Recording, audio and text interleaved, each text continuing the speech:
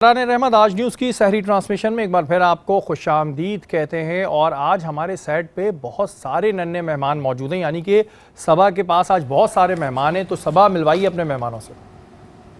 Thank you Sheri. Yes, आज हमारे पास बहुत सारे प्यारे प्यारे बच्चे हैं, जिनमें से 2 बहनें हैं लेकिन एक कज़न है, और कज़न्स में बहनों जैसा प्यार होता है तो उन्होंने इंट्रोडक्शन बहनों की तरह ही करवाया है। उसके अलावा हमारे पास मुफ्ती साहब के छोटू चिंटू आए हुए हैं आज, उनसे भी थोड़ी सी बातें करेंगे। अभी तो चुपचाप बैठे हैं पर देखते हैं। अस्सलाम वालेकुम, आपका क्या नाम है? मेरा नाम सैयदा उम्मे कुलसूम है। सैयदा उम्मे कुलसूम, आप कौन सी क्लास में हो? 4th में हो। कौन सा फेवरेट सब्जेक्ट है आपका? इंग्लिश। इंग्लिश टीचर अच्छी लगती है या सब्जेक्ट अच्छा लगता है? टीचर। अच्छा, मुझे बताओ कि आपने ईद की तैयारी कर ली है? जी हाँ, क्या लिया है? मैंने सूट लिए बहुत सारे। वाह भाई, और शूज़ मैचिंग के? यस। चूड़ियाँ वगैरह पहनती हो? नहीं पहनती। अच्छा, मेहंदी लगानी आती है आपको? जी। और ईदी कितनी जमा होती है? बहुत सारी। बहुत सारी? थोड़ी सी मुझे दे देना, मुझे कोई नहीं देता। अच्छा, अस्सलाम वालेकुम, आपका नाम क्या है? रैन। रैन, आप घर पे चुप रहते हो या यहाँ पे चुप हो? आपकी शरारतें करता हूं। अरे वाह, शरारतें तो करनी चाहिए, सेहत के लिए अच्छी होती हैं, है ना? किसी ने बताई थी ये बात? बड़े तो डांट रहे होते हैं ना, शरारती करो, चुप करके बैठ जाओ, ऐसे बोलता है कोई? अम्मी अच्छी लगती है या अब्बू? मम्मा। ये लाइन के अब्बू हैं और इनको मम्मा अच्छी लगती है, बड़ी जाती है भाई। भाई देखें, मम्मा हमेशा पॉइंट्स ले जाती हैं, क्योंकि अम्मी क्या करती हैं आपके लिए? अब्बू से बचाती हैं जब डांटते हैं, या अब्बू हाँ, वाह भाई, देख लें मुफ्ती साहब। अच्छा, अस्सलाम वालेकुम, आपका नाम बताओ? सैयदा आयशा यासिर। आपके पास माइक है, आयशा यासिर। आप मुझे बताओ कौन सी क्लास में हो? क्लास 6। Favourite subject? साइंस। ज़बरदस्त। मुझे बताओ आर्ट्स कैसा लगता है आपको? अच्छा लगता है बहुत। हाँ, करती हो पेंटिंग, ड्राइंग्स वगैरह? That's nice. ईद के लिए कौन से कलर का सूट लिया है? मैंने लिया है ब्लैक कलर का लिया। ज़बरदस्त। मुझे तो आज का ड्रेस भी आपका अच्छा लग रहा है बहुत ज़्यादा। You are welcome. सही, आगे बढ़ो।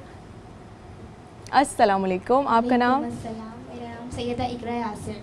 इकरा यासिर, आप कौन सी क्लास पे हो? क्लास 9। माशाल्लाह, अच्छा, इतनी बड़ी आप लग रही नहीं हो वैसे। नाइस, आपका ड्रेस भी अच्छा है, मैं तो आपके खुस्सों पे भी कॉम्प्लीमेंट करती हूँ। हाँ, मुझे बताओ ईद के लिए ड्रेसेस लिए आपने? जी, बहुत सारे। वाह भाई, कौन से कलर का है फर्स्ट डे का? फर्स्ट डे का ब्लैक कलर का है। ज़बरदस्त। आपकी ईदी जमा होती है या बड़े बच्चों को कभी ईदी नहीं भी मिल रही होती? नहीं, मेरी सबसे ज़्यादा होती है। उधार दे दीजिएगा बेटा, इस दफा इतनी ज़्यादा हो रही है तो हमें भी उधार दे दीजिएगा। ये कौन से बच्चे हैं जिनको ईदी मिलती है? हमें तो मिल ही नहीं होती। ये भी सही है। अच्छा, मेहंदी लगानी आती है आपने मुझे बताया था आपको? थोड़ी थोड़ी आती है। वैसे अगर प्रैक्टिस करनी है ना तो अम्मी के हाथों पे कर लिया करो, मैंने ऐसे ही सीखी थी। हाँ, ऐसे करना चाहिए। अच्छा, शरारतें भी कर लेती हूँ। हाँ, आगे वाली साइड पे किसी को दिख रही नहीं होती ना, वहाँ पे कर सकते हैं। चलो, मुझे बताओ कि आप लोगों में से शरारती कौन है ज़्यादा? दोनों बहनों में से? आप शरारतें करती हो? ये भी करती हैं। दोनों करते ये भी हो? करती हैं। ज़बरदस्त। आप कोई है आपके पास शरारत वाली स्टोरी? एक बार ना एक मेरी बहन, बड़ी वाली बहन ना उठ नहीं थी स्कूल जाने के लिए, तो ना मैं और मम्मा बहुत देर से उठाए जा रहे थे, उठ जा। तो मैंने ना पानी लिया और इनके मुँह में डाल दिया, पहले उठ गई। ये भी सही है, पानी गिरा दो या पंखा बंद करके चले जाओ। सबा सारे ऐसे मशवरे दे दो कि उसके बाद घर में झगड़े हों, फिर पता चला बच्चों के झगड़े के लिए भी लोग पुलिस को कॉल कर रहे हैं, जी हमारे बच्चे लड़ पड़े, आए पुलिस देख ले। बच्चों के लिए अल्लाह ताला इनका नसीब अच्छा करे, माँ बाप का फर्मा बरदार उठाए। बहुत खुशी होती है आप लोगों को देख के। बात हो रही है लालच और हिर्स के हवाले से, मुफ्ती मोहसिन साहब हमारे साथ मौजूद हैं। मोहसिन भाई, हिर्स और लालच के बारे में क्या हुक्म है? औज़ु बिल्लाहि मिनश्शैतानिर्रजीम, बिस्मिल्लाहिर्रहमानिर्रहीम। क़ालल्लाहु तआला फ़िल क़ुरानिल मजीद वमन युक़ा शुहा नफ्सिही फ़उलाइका हुमुल मुफ़्लिहून। आमन्तु बिल्लाहि सदक़ल्लाहुल अज़ीम। अल्लाहुम्मा सल्लि अला सय्यिदिना मौलाना मुहम्मद रसूलुल्लाह। लालच या हिर्स जिसे आप कहते हैं, ये एक ऐसी बीमारी है जो इंसान को कामयाबी से नाकामी की तरफ और अमूमी तौर पे दोनों के लिए वबाल लाती है। यानी जिसने धोखा खाया वो भी लालच की वजह से धोखा खाता है, और जो धोखा देता है वो भी लालच की वजह से धोखा देता है। इसलिए अल्लाह ने कुरान में वाज़ेह तौर पर इरशाद फरमाया, अल्लाह फरमा रहा है कि तुम अपने नफ्स यानी अपनी ज़ात को हिर्स से बचा के रखो। जब तुम अपने नफ्स को, ज़ात को हिर्स से बचा के रखोगे, फ़उलाइका हुमुल मुफ़्लिहून, तुम कामयाब लोगों में शामार हो जाओगे। तो मालूम ये चला कि अल्लाह ताला कामयाब लोगों का शुमार उन लोगों को करार दे रहा है जो हिर्स और लालच से बच रहे हैं, अपनी ज़ात को, अपने नफ्स को बचा रहे हैं। फिर हुजूर सल्लल्लाहु अलैहि वसल्लम ने फरमाया कि वल्लाही मैं तुमसे नहीं डरता किस बात से कि तुम शिर्क में पड़ जाओगे, लेकिन मैं इस बात से डरता हूँ, यानी उम्मत सल्लल्लाहु अलैहि वसल्लम ने फरमाया मैं इस बात से डरता हूँ कि आने वाले वक्त में तुम दुनिया के हिर्स में पड़ जाओगे। अब मालूम ये चला कि हिर्स ऐसी यानी कि बीमारी है कि अल्लाह के रसूल उम्मत को कह रहे हैं कि मेरी उम्मत शायद शिर्क में ना पड़े। शिर्क कितना बड़ा, यानी कि अगर जो शिर्क करता है सबसे बड़ा गुनाह है, अल्लाह के यहाँ माफ़ी नहीं, लेकिन अल्लाह के रसूल माने मेरी उम्मत शिर्क में नहीं पड़ेगी, लेकिन दुनिया की तरफ लाजमी पड़ेगी। आज आप देख लें, जिसके पास एक गाड़ी है वो चाहता है दूसरी गाड़ी भी होनी चाहिए। अल्लाह के रसूल ने फरमाया कि अगर 2 अहद पहाड़ सोने के बना दिए जाएँ, इंसान ये चाहता है कि तीसरा और पहाड़ यानी सोने साहब में मिल जाए। तो लालच जो है ना, ये आप देखेंगे कि लोग कहते हैं यार मेरा नुकसान हो गया, तो आप पीछे जब जाएंगे ना तो आपको नज़र आएगा कि क्यों हुआ है, तो आप फिर आखिर में देखेंगे कोई ना कोई लालच होता है। मिसाल अच्छा मोहसिन भाई, जहाँ बात आती है लालच की, तो वहाँ बहुत से लोग इसको इस तरह लेते हैं कि जी हम आगे जाने के लिए अपनी कोशिश कर रहे हैं, जिसको आप लालच का नाम दे रहे हैं, लोग ये कहते हैं। तो आगे जाना या तरक्की करना, ये क्या लालच में आएगा? नहीं, या मैं ज़्यादा पैसा कमा लूँ, या ठीक है मैंने ज़्यादा गाड़ियाँ रख लेनी है तो क्या होगा? नहीं, ज़्यादा पैसा, हुज़ूर सल्लल्लाहु अलैहि वसल्लम ने फरमाया कि माल को कमाना बिल्कुल जायज़ है, लेकिन माल को इस लालच से कमाना कि ये पैसा, मैंने कि जिसे कहते हैं ना कि इस पैसे की इतनी लालच हो कि जब खर्च करने पाए तो वो बखील हो जाए, यानी अपनी ज़ात पे खर्च कर रहा हो, अपनी सिफात पे खर्च कर रहा हो, लेकिन जब बात आए कि अल्लाह की राह में देना हो या कोई आपसे सवाल करे तो आप उसमें खुद बखील हो जाएं। तो आप याद रखिएगा जो लालच से पैसा कमाया गया, हुजूर ने फरमाया कि अल्लाह उसमें बरकत नहीं देगा, जो वैसा कमाया अल्लाह उसमें बरकत दे देगा। आपका जो सवाल है कि कोई अगर मेहनत करता है कि भाई मैं ज़्यादा पैसे कमा लूँ या मेरे पास गाड़ियाँ भी हों या मेरे पास सहूलत है, हाँ देखिए ये तो मिसाल तौर पे इस लिहाज से हिर्स नहीं है। असल मकसद लालच जिसे कहते हैं कि इंसान जो भी कमा रहा है वो इसलिए कमा रहा है कि मैं दौलत हासिल करने के बाद अपनी फैसिलिटीज़, अपनी चीज़ों को देखूं, और उसके लिए ज़राए को भी नहीं इंतखाब करता, यानी पैसा चाहे हलाल सा है चाहे हराम सा है, लालच के हिसाब से वो पैसा कमाने की कोशिश करता है, उसके लिए ज़रिया कोई अहमियत नहीं रखता, चाहे वो चाहे हलाल का हो चाहे हराम का हो। एक बात तो है कि लालच में इंसान ऐसा ही हो जाता है, धोखा दे रहा होता है, झूठ बोल रहा होता है, तो उसे हराम हलाल की तमीज़ नहीं होती। इसी तरीके से अगर कोई नेकी के अंदर, अगर कोई दौलत कमाने में, कि जाहिर सी बात है उसका, हुजूर ने फरमाया अल्लाह को वो हाथ पसंद है जो देने वाला हाथ है, तो अगर कोई अपनी ज़िंदगी को बेहतर बनाने में पैसे कमाने के लिए या माल कमाने के लिए मेहनत करता है तो ये लालच नहीं है। बिल्कुल जी, और जो भी आप कमाते हैं उसमें ज़ाहिर है आप अपना हिस्सा निकालेंगे भी तो उसमें और बरकत होगी। और अगर हम देखें तो यही लालच और हिर्स की वजह से क्राइम भी होते हैं, इसकी वजह से लोग जो है वो कई दफ़ा बड़े बड़े ऐसे कदम उठाते हैं कि बाद में पछताते हैं। वो क्रिमिनल नहीं होते, लेकिन ये लालच होती है जो उनसे बड़े काम। अब्रेज़, जैसे कि मैंने उस वक्त कहा था कि बहुत से ऐसे केसेस आपके सामने आते होंगे जिसमें जो क्रिमिनल होता होगा वो कोई हैप्चुअल क्रिमिनल नहीं होता होगा, लेकिन कभी कभी वो इतने बड़े कदम उठा लेता होगा और इन दी एंड इन्वेस्टिगेशन जब ख़त्म होती होगी तो पता चलता होगा कि लालच में किया है। हाँ जी, बहुत सारे इस तरह के इंसिडेंट्स हैं, और ख़ास तौर पे वो फिर होता ये है कि वो मतलब शायद उसकी नीयत तो इतना बड़ा क्राइम करने की नहीं होती, लेकिन इवेंचुअली अनफॉर्चुनेटली हमने ये भी देखा है कि वो लालच उसको फिर इवेंचुअली मर्डरर तक भी बना जाती है। 1-2 केसेस थे हमारे पास साउथ डिस्ट्रिक्ट में, और उसमें ऐसे ही था कि शुरू में थोड़े पैसों की लालच ने उसको इस चीज़ पे आमादा कर दिया कि वो उसने किसी की जान ले ली, तो इवेंचुअली उसका अंजाम बहुत बुरा हुआ। अच्छा, हम ये भी देखते हैं कि ये जो हमारे यंगस्टर्स हैं इनमें एक बड़ी लालच की और हिर्स की चीज़ें आ गई हैं। क्या रीज़न समझ रहे हैं? फैमिली की तरफ से नहीं हो रहा है? स्ट्रीट क्रिमिनल्स को जब हम पकड़ते हैं तो या तो ड्रग्स ले रहे होते हैं या पहले से चोरियाँ कर रहे होते हैं, घर वाले पर्दा डालते रहते हैं चीज़ों पर, फिर इन दी एंड एक बड़ा ब्लास्ट हमारे सामने होता है। जी देखें, इसमें तो खैर तालीम के साथ तरबियत का भी बहुत ज़्यादा हमारे यहाँ जो है ना उसमें उस पर फोकस होना चाहिए। स्कूल से लेकर घर से लेकर जो हमारी वैल्यूज़ जो इंस्टिल करनी थी या जो जिस जनरेशन से हम लोग हैं उसमें शायद बहुत ज़्यादा कमी है। बहुत फास्ट पेस लाइफ हो गई है, हर चीज़ आपके मोबाइल के इशारे पे आपके पास अवेलेबल है, बहुत सारा ऐसा कंटेंट भी है जो अवेलेबल आपके पास है जो कि शायद आपके लिए रिस्ट्रिक्टेड होना चाहिए, लेकिन क्या हमारे वालिदैन, क्या हमारे स्कूल, क्या हमारे असातिज़ा उस पे उनका इतना फोकस है कि वो देखते हैं कि हमारे पास जो कंटेंट है जो कि एक क्लिक पे अवेलेबल है, क्या उस पे पेरेंटल गाइडेंस उतनी है मेरा ख्याल है कि शायद नहीं है। ये issue जो एक्सेसिबिलिटी बहुत ज़्यादा बढ़ गई है उसके अपने फ़ायदे भी हैं लेकिन उसके नुकसानात भी हैं। बिल्कुल जी, नुकसानात भी हैं और इस पे पेरेंट्स की भी एक बड़ी जिम्मेदारी बनती है। हर चीज़ से आप बरी ज़मा नहीं हो सकते। हालांकि जैसे कि उस वक्त बात हो रही थी सोशल मीडिया की, डेफिनेटली बहुत पॉजिटिव चीज़ें हैं, आप लोगों को बहुत सी इन्फॉर्मेशन मिल जाती हैं फ़ौरन। वहीं कुछ ऐसा भी हम देखते हैं कि प्रोपेगेंडा होने लगते हैं, चाहे अफसरान हों चाहे SHOs हों, उनके खिलाफ झूठी खबरें भी हम देखते हैं कि जी ग्रुप्स में चलने लगती हैं। इस चीज़ को किस तरह हैंडल करते हैं और उसका सोल्यूशन क्या है? जो जिसको चाहे जी शुरू हो जाए। नहीं, आपका बहुत अच्छा क्वेश्चन है, बड़ा पर्टिनेंट क्वेश्चन है। आई थिंक हर दुनिया की जो चीज़ है, चाहे वो जितनी अच्छी क्यों ना हो, अगर आप उसको एक्सेस कर देंगे तो नुकसान हो जाएगा। आप दवाई अगर एक लिमिटेड क्वांटिटी में ले रहे हैं, जितनी एडवाइस्ड है, तो वो दवाई है। ज़्यादा लेंगे तो वो जहर है। खाना आप लिमिटेड क्वांटिटी में खा रहे हैं तो आपके लिए बेनिफिशियल है, बहुत ज़्यादा खा लेंगे तो ज़ाहिर है आपके लिए नुकसानदेह। इसी तरह सोशल मीडिया जो है, या जो पर्सन टू पर्सन एक्सेस है थ्रू सोशल मीडिया, उसको रिस्ट्रिक्ट करने की ज़रूरत है। जब हमारे पास इंफॉर्मेशन आती है, हमें उस इंफॉर्मेशन में से जो सही इंफॉर्मेशन है, जो हमारे काम की इंफॉर्मेशन है, उसको एक्सट्रैक्ट करना होता है।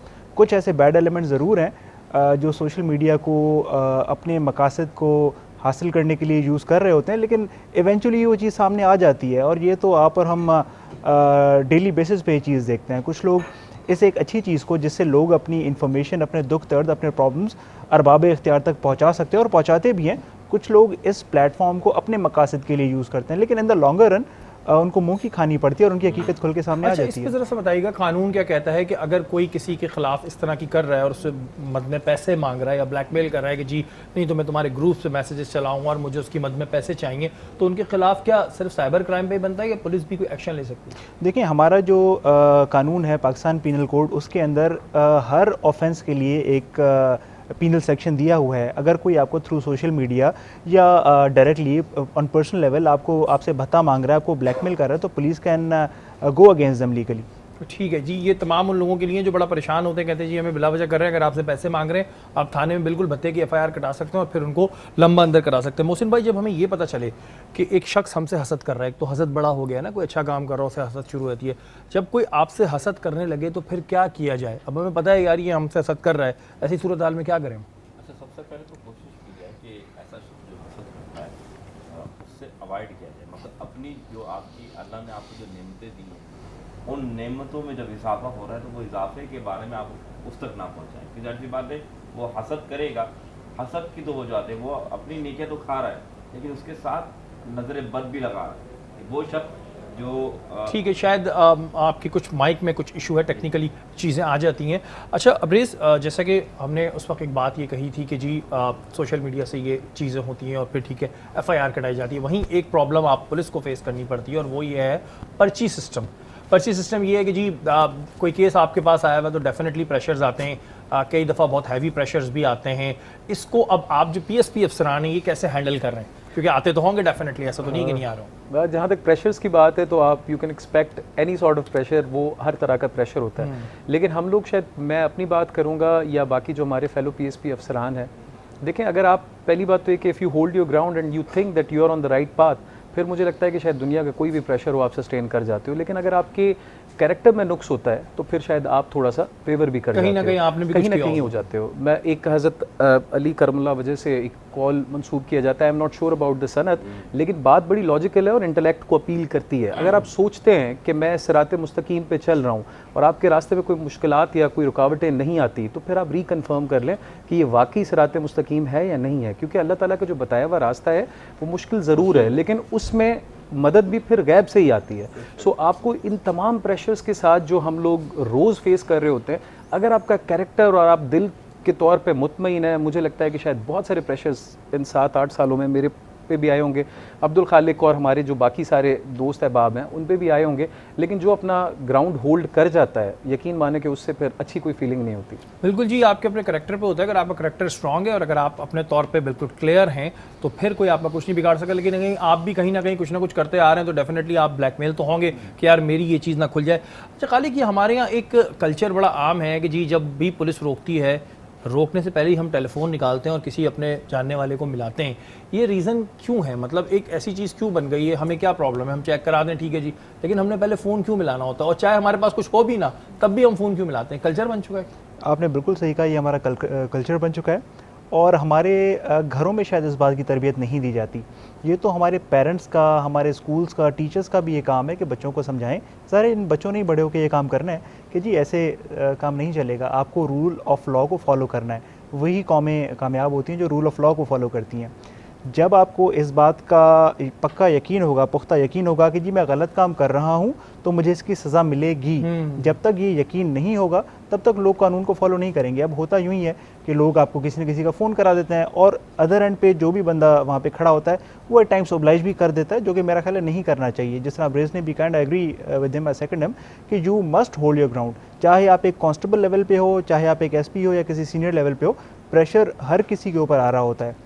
जो जिस लेवल पे है उस पर उतना ज़्यादा प्रेशर आ रहा होता है, लेकिन बात वही है कि जो एक दफ़ा प्रेशर होल्ड कर जाता है और मेरिट का और हक सच का साथ देता है तो आहिस्ता आहिस्ता उसकी वो रेपो भी डेवलप हो जाती है। फिर कोई आपको अंड्यू सिफारिश करता ही नहीं है, उनको पता है कि जी इस बंदे ने काम मेरा अंड्यू करना नहीं है। हाँ, मेरिट पे होगा, हक सच की बात होगी तो ज़रूर करेंगे। तो इससे कुछ करियर में इश्यूज आते हैं, लाइक पोस्टिंग इश्यूज, लाइक ये कि जी ये तो हमारे काम का बंदा ही नहीं है, ये तो अगर हम इसको किसी बड़ी पोस्ट पर बिठा देंगे तो ये तो फिर कोई काम करेगा नहीं, ये तो बेकार है हमारे लिए। इस तरह की थॉट्स आती हैं फिर? मैं इस चीज़ से बिल्कुल एग्री नहीं करता। मैं समझता हूँ कि इन द लॉन्गर रन जो बंदा जिस जोगा है, अगर मैं उसको आसान अल्फाज में कहूँ, जिसकी जितनी वक़्त है, जिसकी जितनी इंटेलेक्ट है, जिसकी जितनी सलाहियत है, वो पोस्टिंग वो एंजॉय ज़रूर करेगा। और ऐसा नहीं हो सकता कि आप शॉर्टकट के थ्रू कोई अच्छी पोस्टिंग ले लें। ये बातें मैं इनमें बिलीव नहीं करता। मैं समझता हूँ कि अगर आप दयानतदारी से काम करेंगे तो इवेंचुअली लोग उस बात को देखेंगे और आप जो डिज़र्व करते हैं वो आपको ज़रूर मिलेगा। बिल्कुल, ये सोच की बात होती है, जैसा आप अल्लाह से गुमान करते हैं ना वैसा ही आपके साथ होता भी है। बहुत से लोग ये सोचते हैं कि जी हम इसका ये काम नहीं करेंगे तो कल को हमारी पोस्टिंग का मसला आएगा या हमें फेवर नहीं मिलेगा। अगर अल्लाह ताला ने आपके नसीब में इज़्ज़त लिखी है, अल्लाह ताला ने आपके नसीब में वो तमाम चीज़ें लिखी हैं, तो दुनिया की कोई ताकत नहीं रोक सकती। मिलती आपको ज़रूरत है, अभी आपके ऊपर होती है, आप सही रास्ता पकड़ते हैं, गलत रास्ता पकड़ते हैं। अब रेज़ एक बड़ा इंटरेस्टिंग सा सवाल ये है कि हमारे यहाँ लोग अक्सर पुलिस पर इल्ज़ाम लगाते हैं कि जी हमसे रोड पर 100 रुपये लिए, 200 रुपये लिए, 500 रुपये लिए। हमने एक दफ़ा एक्सपेरिमेंट किया था कि आवाम खुद भी देती है, तो इस पर कानून है कि अगर मैं किसी को रिश्वत दे रहा हूँ तो मैं उस वक्त अरेस्ट हो सकता हूँ? हाँ जी, बिल्कुल आप हो सकते हैं। आप नहीं मतलब जो भी whatever। सो उसमें बिल्कुल कानून है हमारे पास कि अगर कोई आपको रिश्वत ऑफ़र करता है, ना सिर्फ पुलिस बल्कि किसी भी गवर्नमेंट सर्वेंट को अगर कोई रिश्वत ऑफ़र करता है तो ही may be prosecuted as per the law. लेकिन उसमें मैं आपको, जैसे मुफ्ती साहब भी यहाँ पर बैठे हुए हैं, जैसे कहा गया है ना रिश्वत लेने वाला और देने वाला दोनों, तो हम लोग असल में एक एस्पेक्ट को बहुत ज़्यादा हाईलाइट कर देते हैं, दूसरे एस्पेक्ट को नहीं करते कि जो शायद उनका फीडिंग ग्राउंड है। दूसरी बात यह कि मैं डिफेंड नहीं करता इस तरह की काली भेड़ों को, लेकिन देखिए जो तमाम डिपार्टमेंट्स हैं हर किसी को अपने आप को अपने गिरबान में देखने की ज़रूरत है। देखें उसमें जो अगेन वही वाली बात आ जाती है कि जो अदर बंदा है जिससे इनिशिएट हुआ है, इनिशिएट तो वो बंदा कर रहा है जो कि आप जो कहीं ना कहीं क्राइम कर रहा है। वो आपका प्रोग्राम जिसका आप जिक्र कर रहे हैं वो मेरी नज़र से भी गुजरा था कि जिसमें देखें कि अवाम खुद दे रही पहले दे रही होती है, मतलब पहले ऑफर कर रही होती है। और दूसरी बात यह कि जिस तरह के एहतसाब की मैं बात करूं, पंजाब पुलिस में थोड़ा सा टाइम गुजारा, 4-5 साल, जितनी वो फोर्स है और जितनी अकाउंटेबिलिटी शायद पुलिस की होती है, मुझे नहीं समझ आती है पाकिस्तान में किसी महकमे की हो रही है। बिल्कुल मानता हूं। पिछले साल जो गुज़िश्ता साल है उसमें 60,000 जो बंदे थे उनको including dismissal from service major और माइनर पेनल्टीज मिली हैं आउट ऑफ 2.0 लाख या इस तरह का कुछ नंबर था। इतनी अकाउंटेबिलिटी शायद फिर मीडिया की तरफ से अकाउंटेबिलिटी है, फिर बहुत सारे और प्रेशर ग्रुप्स जो हमारे पास। पुलिस एक तरीके से तो ना हम इजी टास्क है। अच्छा, मैं एक बात क्लियर कर दूं यहाँ पे कि ठीक है, जो पुलिस में अगर काली भेड़ें होती हैं और किसी भी डिपार्टमेंट में होती हैं तो उनको बिल्कुल सामने लाना चाहिए, हम कोई फेवर की बात नहीं कर रहे। लेकिन आवाम ये सोचे कि हम जब कानून तोड़ते हैं, अगर हम गाड़ी के कागजात नहीं रख रहे, हमने क्राइम किया है, हमने हेलमेट नहीं लगाया, हमने XYZ अपनी गाड़ी के शीशे काले किए हैं, तो हम क्राइम कर रहे हैं। लेकिन उसके बाद हम रिश्वत देके छूटते हैं। तो बात यह है कि लेने वाला और देने वाले को तो आप शो कर रहे हैं, लेकिन जो अब आप दे रहे हैं ना, मतलब तो वो भी आप भी जहन्नुम के ही उसमें आएंगे। तो खुदारा इस कॉन्सेप्ट को खत्म करें। अगर आपको ये प्रॉब्लम होती है कि जी पुलिस रिश्वत लेती है, आप देना बंद करें, आप क्राइम को अपने उसको जो लॉ है उसको पूरा फॉलो करना शुरू करें, डेफिनेटली ये प्रॉब्लम खत्म हो जाएगा। वक्त एक ब्रेक का।